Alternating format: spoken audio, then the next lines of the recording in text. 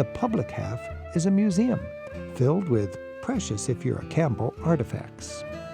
This case features pendants of esteemed family members through the ages.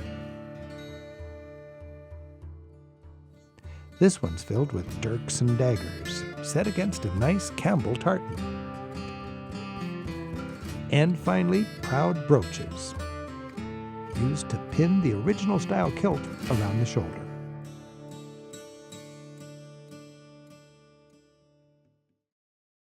Above the town stands Oban's quirky mini Colosseum.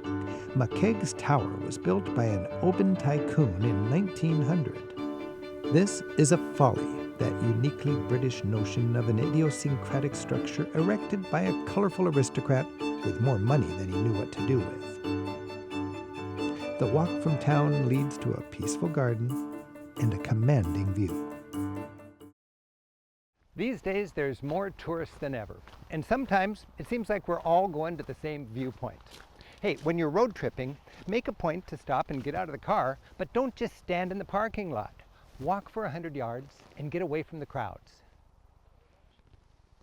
Your reward could be a quiet and unforgettable moment. About an hour's drive further north takes us to the town of Fort William. This small town has one main shopping street, busy with commerce. It's a handy springboard for vacationers and hikers in this scenic corner of the Highlands. While there's little of historic interest to actually see here, its very name is a reminder of Scotland's tough history as part of Britain. So Fort William, it's not a very Scottish name to me. No, not really. It was built by the king who ordered the massacre of Glencoe, King William. Yeah. And that was another part of trying to control this part of the Highlands. Okay. Locals know the place though just as Angeirasdan. That's the Gaelic name. It just means the fort. Okay, no William. Just No William. the fort. No. Here at the Crannog Centre on Loch Tay, one's been rebuilt using mostly traditional methods and now welcomes visitors.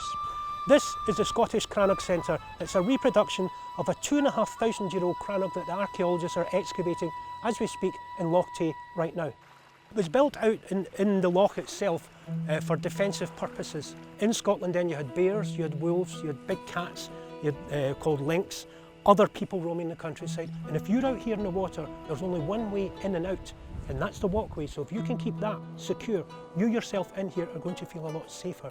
There is a kitchen area, an area for food preparation. The food would probably be cooked on the fire. In the actual crannog itself, they were keeping cows, they were keeping sheep, they were keeping pigs. This small area here would have been used for keeping animals. Imagine you could be sleeping above that in the winter time. And if you're sleeping above those animals, thinking all that extra heat you'd be getting from them as well. Loch Ness Monster, I just don't buy it.